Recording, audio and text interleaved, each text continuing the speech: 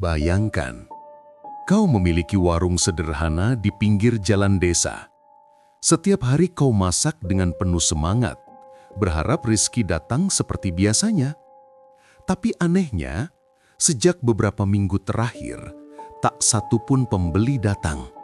Padahal, masakanmu enak, harganya murah, dan warungmu selalu bersih. Namun yang lebih menyeramkan adalah makananmu tiba-tiba basi. Nasi berubah hitam, dan setiap malam terdengar suara tawa aneh dari dapur. Apakah ini hanya kebetulan, atau ada sesuatu yang tak terlihat yang menghuni warungmu? Malam itu, seorang ustaz datang, dan rahasia besar akhirnya terungkap. Ternyata, bukan manusia yang membuat warung itu sepi, melainkan jin yang dijadikan alat iri hati.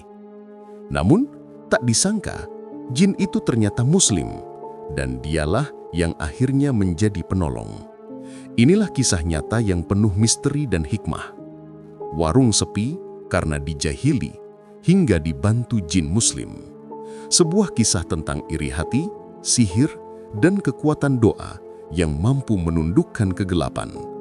Tonton sampai akhir, karena kadang penolong kita bukan hanya dari dunia yang terlihat. Di pinggir jalan desa yang teduh, berdiri sebuah warung sederhana milik seorang janda muda berusia 27 tahun. Ia dikenal warga sebagai wanita yang cantik, lembut, dan rajin, meski hidupnya tidak mudah. Namanya tak perlu disebut, tapi wajahnya manis dengan senyum yang jarang pudar. Setidaknya sebelum hal aneh itu terjadi. Warungnya menjual makanan rumahan, sayur lodeh, ikan goreng, tempe, sambal terasi, dan es teh manis. Awalnya, warung itu cukup ramai. Tukang ojek, petani, dan anak sekolah sering mampir setiap hari. Namun, entah sejak kapan, pelanggannya tiba-tiba menghilang satu persatu. Setiap pagi ia membuka warung, menyiapkan masakan terbaiknya. Tapi hingga sore, tak satu pun pembeli datang. Padahal aroma masakannya sedap, harga pun murah. Anehnya lagi, makanan di warungnya cepat basi, padahal baru dimasak. Bahkan terkadang, nasi berubah hitam, seperti terbakar dari dalam. Pasti ada yang gak beres, gumamnya suatu sore ketika ayam goreng yang baru saja ia goreng berubah bau busuk dalam waktu setengah jam. Suatu malam, sekitar jam 2 dini hari, ia mendengar suara aneh dari dapur, seperti suara sendok beradu piring dan langkah kaki yang berat. Ia keluar dari kamar, menyalakan lampu, namun dapurnya kosong.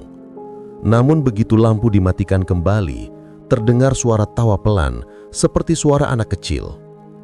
Ketika pagi datang, ia menemukan nasi dalam mejikom berubah jadi ulat dan piring-piring terpecah tanpa sebab. Tetangganya menyarankan, "Kau harus panggil ustadz, ini bukan gangguan biasa. Mungkin ada jin yang iri atau disuruh orang." Hatinya bergetar. Ia tak punya musuh, tapi entah siapa yang tega mengirim gangguan seperti ini.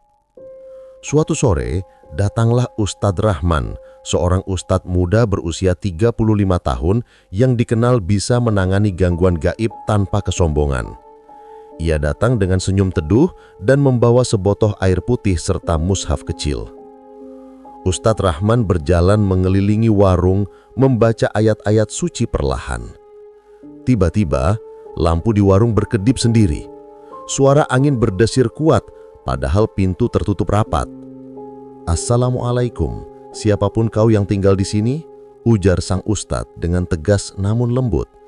Tak lama kemudian, adara menjadi dingin dan terdengar suara berat menjawab, "Aku hanya menjaga tempat ini, tapi ada yang datang menyuruhku menakuti pemilik warung ini."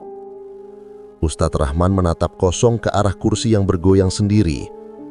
"Kau tahu siapa yang menyuruhmu?" Seorang wanita, iri karena warungnya kalah laris. Suara itu bergetar. "Tapi aku hanya menjalankan perintah.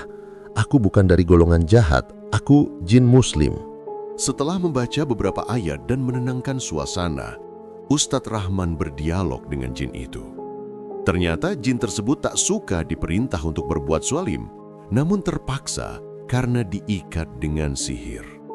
Ia berjanji akan menolong pemilik warung jika ustadz itu mau melepaskan ikatan sihir dari tubuhnya. Dengan membaca ayat Ruqyah dan surah Al-Baqarah, Ustadz Rahman melepaskan pengaruh sihir yang menjerat jin itu. Setelah itu, suasana berubah hangat.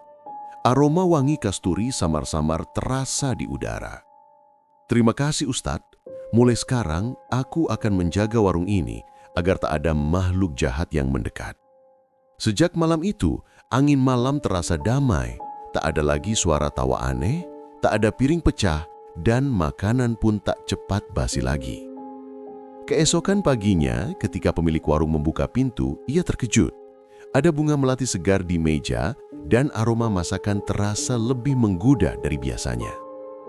Orang-orang mulai berdatangan lagi ke warungnya satu demi satu. Bahkan warung itu menjadi paling ramai di desa, seolah ada tangan tak terlihat yang membantu meracik rasa setiap masakan. Suatu hari, ia bermimpi didatangi lelaki tampan berpakaian putih. Wajahnya tenang, membawa senyum lembut. "Aku sudah menunaikan janjiku. Teruslah berdoa dan jaga keikhlasanmu. Jangan takut, Allah melindungimu." Ketika ia terbangun, air matanya menetes. Di atas meja, bunga melati itu kembali ada, masih segar, seperti tanda ucapan salam dari jin muslim yang dulu pernah menakutinya. Sejak hari itu, ia tak lagi merasa sendiri. Setiap kali ia memasak, hatinya tenang. Kadang ada hembusan angin lembut ketika ia membaca basmalah, dan aroma masakannya selalu harum. Desa pun kembali hidup. Orang-orang percaya bahwa keberkahan datang dari doa, bukan dari pesugihan. Dan di tengah keheningan malam, kadang terdengar bisikan lembut di telinganya. Bersyukurlah, karena ujian kadang datang lewat hal yang tak terlihat, tapi pertolongan Allah selalu lebih dekat dari yang kau kira. Pesan moral, jangan iri terhadap rizki orang lain. Gangguan, fitnah, bahkan sihir tidak akan pernah menang melawan keikhlasan dan doa. Dan kadang, makhluk yang tak terlihat pun bisa menjadi penolong jika kita berpihak pada kebaikan dan keimanan.